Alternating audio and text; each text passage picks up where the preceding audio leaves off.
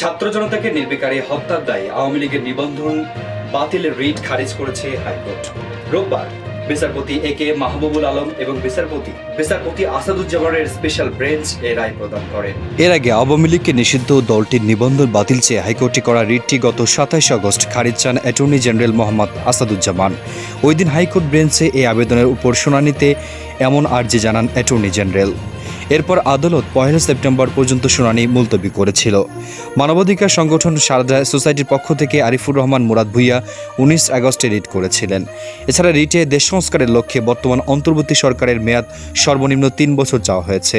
সে সঙ্গে বিদেশ পাচার করা 11 লাখ কোটি টাকা ফেরত আনতে এবং বিগত আওয়ামী লীগ সরকারের আমলে চুক্তিভিত্তিক নিয়োগ পাওয়া কর্মকর্তাদের বদলি চাওয়া হয়েছে। এছাড়াও এই রিটে অন্তর্বর্তী সরকারের 3 বছর মেয়াদী দেশের উন্নয়ন প্রকল্পের জন্য 3 বছর মেয়াদী সরকারকে স্থায়ীকরণের লক্ষ্যে রিট করা হয়। এছাড়াও চুক্তিভিত্তিক নিয়োগের সমস্ত কর্মকর্তাদের বাতিল চেয়ে এমনটাই রিট করা হয়েছে হাইকোর্টে।